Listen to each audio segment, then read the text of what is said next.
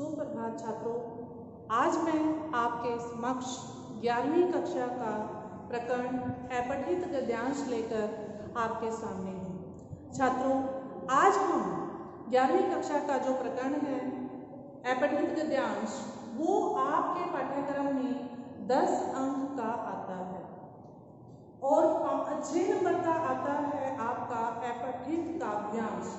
काव्यांश means जो कविताओं पर बेस्ड होता है।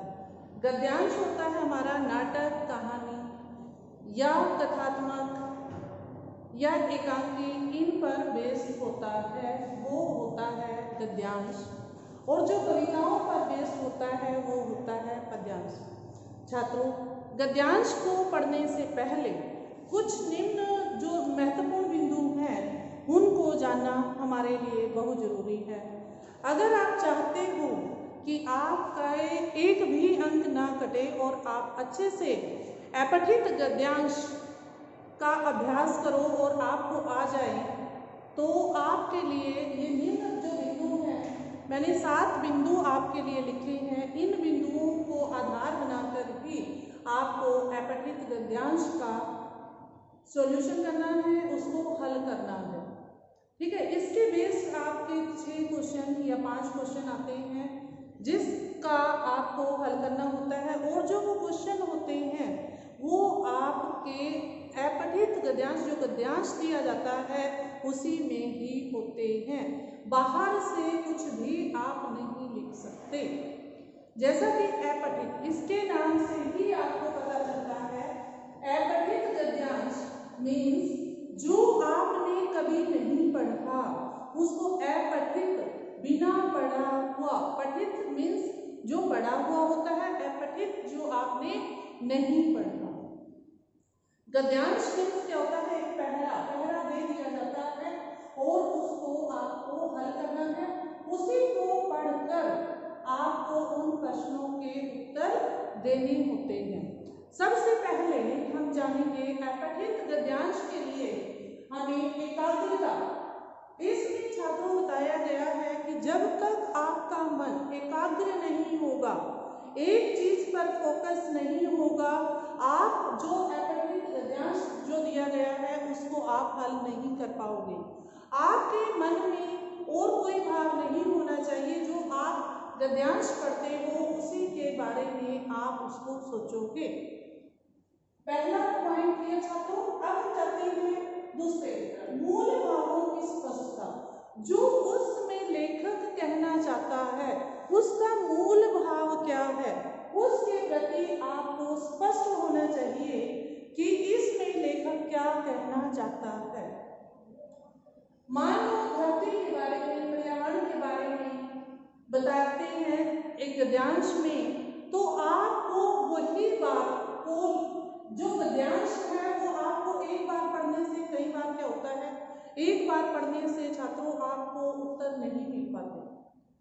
इसके लिए आपको क्या करना है, उस गद्यांश को 1 या 2 बार पढ़ना है और जो मुख्य बिंदु आपको नजर आते हैं तो उनको रेखांकित करते जाना है। ठीक है, फिर आपको उसको दूसरी बार पढ़ना है।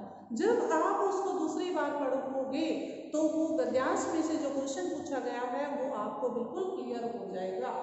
उसके बाद अब हम चलते हैं विवेचन क्षमता। आपकी जो सोचने की क्षमता है वो कहाँ तक ठीक है, क्या आप उसको सही अनुमान लगा पा रहे हो या नहीं लगा पा रहे हो। ठीक है, उसके बाद आता है हमारा विषय की स्पष्टता। आपको वो विषय बिल्कुल क्लियर होना चाहिए जिसके बारे में लेखक हमें बताना चाहते हैं कि इस गद्यांश में क्या दिया गया है। उसके बाद लेखन क्षमता। लिखने की जो क्षमता है वो आपकी कैसी होनी चाहिए। लेखन में कोई अशुद्धि नहीं होनी चाहिए। शुद्धता का आपको, जब आप क्वेश्चनों के उत्तर लिखते हो, प्रश्नों के उत्तर लिखते हो, तो लिखने में स्पष्टता होनी चाहिए। ये नहीं है कि आप घुमा फिरा के उस उत्तर को लिखो, बिल्कुल क्लियर जो लेखक कुछ कहता है क्वेश्चन में उसी फॉर्म में आपको उत्तर देना है। उसके बाद आती है छात्रों भाषा शैली। जो गद्यांश की जो भाषा है वो कैसी होनी चाहिए। सबसे पहले जो गद्यांश है उसकी भाषा सरल होनी चाहिए ताकि जो पढ़ने वाले हैं उनको एक साथ समझ आ जाए। सरल होनी चाहिए कि समझ तुरंत आ जाना चाहिए उसके बारे में। अभिव्यक्ति की स्पष्टता, अभिव्यक्त कि जो मान लो क्वेश्चन होते हैं उनको मान लो हम समझाते हैं छात्रों आपको कि कोई बच्चा उसको अच्छे से समझ जाता है, कोई नहीं समझता। उसका अर्थ क्या है कि उसकी जो समझने की स्पष्टता है, क्लियरेंस है, वो सही नहीं है, वो ध्यानपूर्वक उसको नहीं सुन पा रहा है, इसी वजह से वो उसको नहीं कर पाता।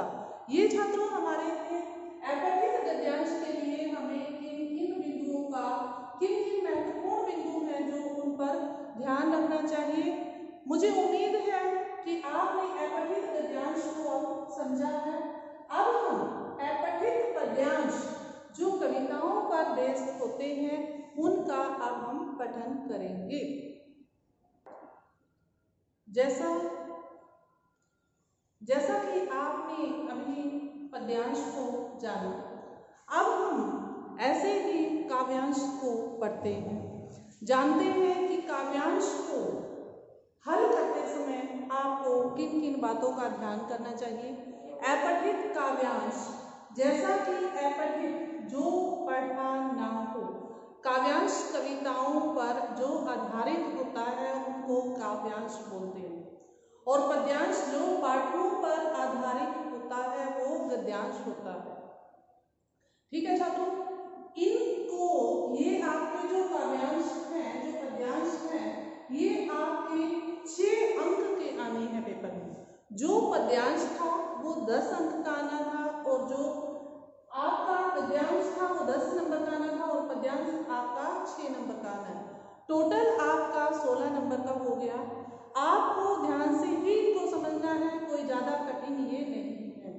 पद्यांश के लिए भी हमें लगभग गद्यांश और पद्यांश के लिए लगभग वही एक चीजें हैं जिसका आपको अनुसरण करना है। जो महत्वपूर्ण बिंदु दिए गए हैं उनको छात्रों आपको लिख लेना है, ताकि भविष्य में आप काव्यांश में और गद्यांश में कोई भी गलती ना करो, और आपके जो 16 नंबर है वो बिल्कुल कहीं भी ना कटे और आप अच्छे नंबर लो।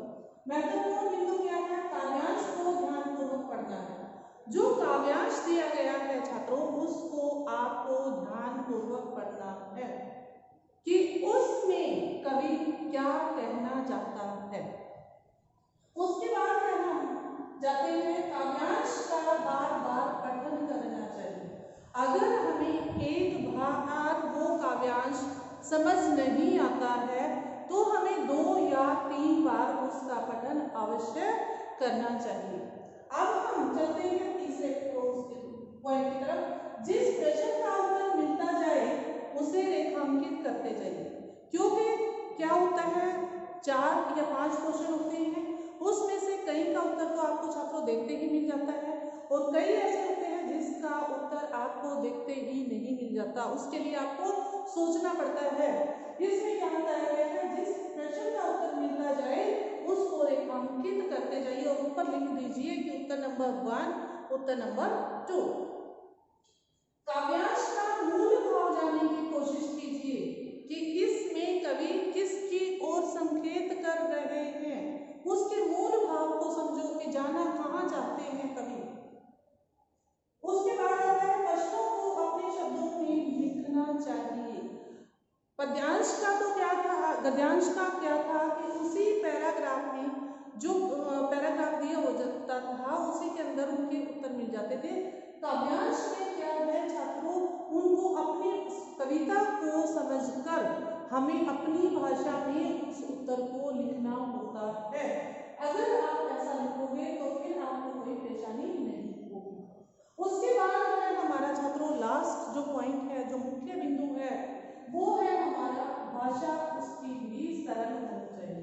पद्यांश की भी और काव्यांश की भी दोनों की भाषा आपकी शुद्ध होनी चाहिए, स्पष्ट होनी चाहिए, सरल होनी चाहिए। ताकि जो पढ़ने वाले हैं, समझने वाले हैं, उसको वो तुरंत समझ आ जानी चाहिए। जैसा कि आप न्यूज़पेपर पढ़ते हो, अखबारों में क्या होता है, सरल भाषा लिखी होती है, ताकि जो पढ़ने वाले हैं वो जरूरी नहीं है कि हाई फाई है, अच्छे पढ़े लिखे हैं, वो 8 पढ़ा लिखा भी हो सकता है, 10 भी, 12 भी, या ज़्यादा भी हो सकता है। इसलिए आप कोशिश ये करो कि जब भी आप पद्यांश के प्रश्न लिखो या गद्यांश के लिखो या आप अनुच्छेद लिखो या आप पत्र लिखो, छात्रों आपकी भाषा स्पष्ट होनी चाहिए। वर्ड आप जो लाइन है उसको बड़ा करने की बजाय अगर आप छोटे छोटी लाइनों में, छोटी छोटी पंक्तियों में उत्तर दोगे, आई थिंक वो ज़्यादा क्लियर हो जाता है। बच्चे क्या करते हैं, लिखते तो बड़ी बड़ी लंबी लाइनें हैं, उसमें काफ़ी सारी मिस्टेक कर देते हैं और वहीं पर अंकों पर आपका प्रभाव पड़ता है। इन चीज़ों को अगर आप ध्यान में रखकर एपठित काव्यांश और गद्यांश का अगर ये चीज़ें आप ध्यान रखोगे तो आप अच्छे से कर पाओगे। और जैसे कि मान लो मैं बताती हूँ आपको, एक गद्यांश है और इसके बाद एक और आता है छात्रों शीर्षक। इसमें एक शीर्षक आता है, शीर्षक में उसके आपको क्या करना है कि जो भी वो पद्यांश है या काव्यांश है उसका एक शीर्षक होता है कि किस पर वो बेस्ड होता है। जो पैराग्राफ दिया गया है वो जनसंख्या पर बेस्ड है या पर्यावरण पर बेस्ड है या धरती पर बेस्ड है या जिस पर भी बेस्ड होता है वो उसका शीर्षक होता है। कई बार क्या होता है, प्रश्न ये पूछ लिया जाता है कि अगर आप इसका शीर्षक देना चाहें, इस कविता का शीर्षक देना चाहें तो आप इसका क्या शीर्षक देंगे। छात्रों आप अपनी इच्छा से जो आपको उसमें इम्पोर्टेंट लगता है वो ही आपका शीर्षक हो जाएगा। और शीर्षक में भी बच्चे कहाँ गलती करते हैं कि शीर्षक को पूरी लाइन में लिख देते हैं। शीर्षक लिखते वक्त आपको क्या ध्यान रखना है कि शीर्षक जो हमारा है वो 2 या 3 शब्द से ज़्यादा नहीं होना चाहिए। और जब भी आप शीर्षक लिखते हो, मान लो आपने मानवता लिखा है, इसको आपने इन्वर्टेड कोमा में लिखना है। बच्चे क्या लिखते हैं, मान लो मैंने मानवता लिखा है, इसको इन्वर्टेड कोमा में नहीं लिखते और वहां पर वो गलत हो जाता है। जब भी कोई शीर्षक लिखना होता है, चाहे वो गद्यांश का है या पद्यांश का है, वो इन्वर्टेड कोमास में ही आता है। ठीक है छात्रों, आज हमने गद्यांश और पद्यांश का पठन किया। उम्मीद करती हूँ कि आपको ये समझ आया होगा और समझने के लिए आपकी बुक में या आपके पास बुक जो इस साल की नहीं है, पिछले साल की बुक है, उनके पद्यांश और गद्यांश का लेकर ही अभ्यास करोगे, जब भी आपको ये दोनों टॉपिक आएंगे। ठीक है छात्रों, अगले प्रकरण में हम अपनी इस जो कड़ी है इसको आगे बढ़ाएंगे। तब तक के लिए आप घर पर रहिए और स्वस्थ रहिए। आपका दिन शुभ।